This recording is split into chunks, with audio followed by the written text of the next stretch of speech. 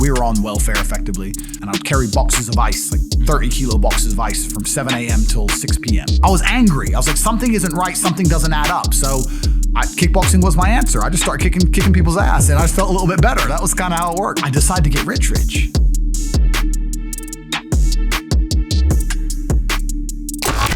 I was 10 or 11. My mother and father split up. My mom was English, wanted to go back to England. The British social system gives you a government housing, so we were on welfare effectively. So she had no car, and I was going to school, and I was also working in a fish market, and I would carry boxes of ice, like 30-kilo boxes of ice from 7 a.m. till 6 p.m. every day for no money. I've always had this huge frustration in regards to money, even though I was poor. I'd grow up around a bunch of other poor kids, and we'd be walking to school or walking to college, and a Ferrari would drive past. And they'd go, oh, cool, Ferrari. And I'd say, doesn't that annoy you? And they're like, what do you mean? And I'd be like, he knows, he's hacked the matrix. Don't you see? How does he have 400 grand for a car? He knows something we don't know. Well, aren't you annoyed that there's people out there living a lifestyle that we can't ever aspire to? We're never gonna work a job and pull this off. Doesn't this bother you? And they all be like, no. But me, I was always angry. I was always angry, not angry in a go to jail way, but just I was angry. I was like, something isn't right, something doesn't add up. So kickboxing was my answer. I just started kicking people's ass, and I just felt a little bit better. That was kind of how it worked. And if I run 3 miles to the gym and then fight for 3 hours and run 3 miles home, at least I can sleep. I can't explain, and I want to say this in a way where it's truly understood.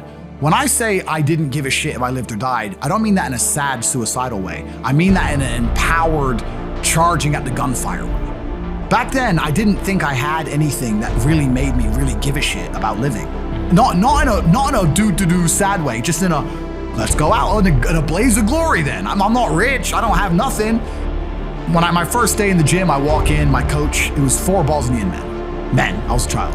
It was 4 Bosnian men in this tiny little terrible gym. It was not like a commercial gym or a commercial class.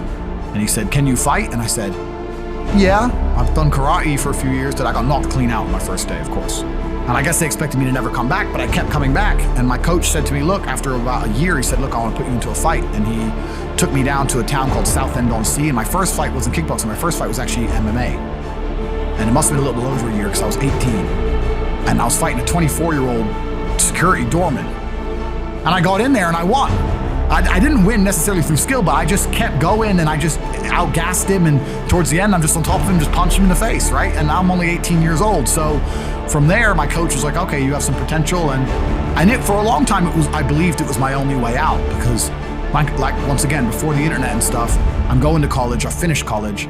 I don't believe in university because I'm too smart to get in debt for formal education. I'm too smart for that junk. So I finished college. I'm working these sales jobs. I was always a good salesman. So I'm working sales jobs. I'm bringing in, $3,000, $4,000 a month, whatever. But I thought my only way to get rich is fighting. I couldn't think of another way to get rich. And I didn't fight only to get rich, but I saw light at the end of the tunnel. And for the first few years of your fighting, you're getting paid $1,000, $3,000, $2,000. It doesn't even, you need to work on the side. You're giving up all your free time to get punched in the face. Like, it's a terrible decision. Like, I don't know why I decided to do it. But eventually, once I was world champion, I'd get like 100 grand to fight, but I'd give 20% to my manager. Then the UK, with the UK taxes, 40, 50% would disappear. And sometimes you only fight twice a year or whatever. I was certainly not rich. Living in London rents, need a car.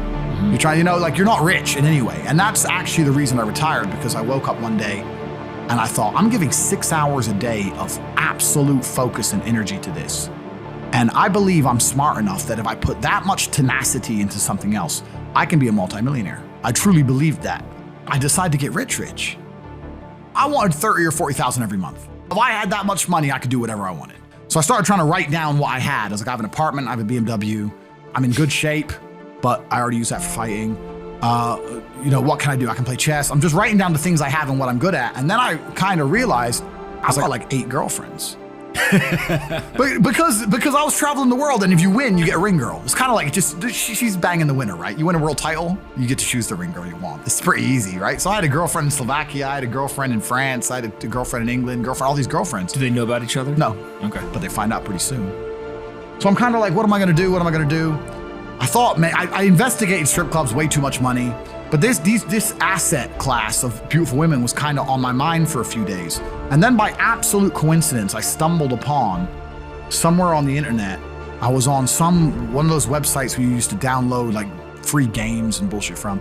And in the corner somewhere it said, hot girls want to talk to you now or something. I said, hot girls. So I clicked on that, not because I was interested, but because I thought I have hot girls. And it was one of those webcam websites.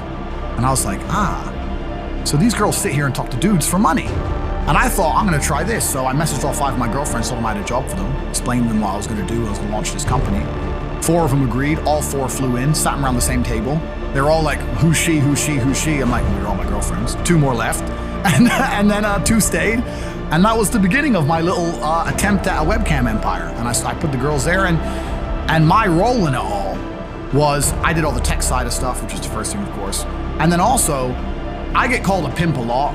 And the reason I use the term is because I don't see it as a negative term. I see it as positively inspirational and motivating person. I'd motivate the girls. I'd make sure they did their job properly. If they had a bad day online, I'd come up with a good excuse for them. Oh, it's been a football game. It's been really busy. Don't worry. You're so beautiful. Don't be upset. You did better than her. You did the best today. I keep everything organized, put the schedules together, all that kind of stuff. So whenever I was out, I'd meet a waitress and say, well, look, you're working 10 hours a day for pennies. You can work 10 hours a day for me, make 10 grand a month, 20 grand a month. And from there, for about the next 4 years, it built into an empire where I ended up having 75 girls, 5 locations. I was turning over $4 million a month, and it all it went crazy from there.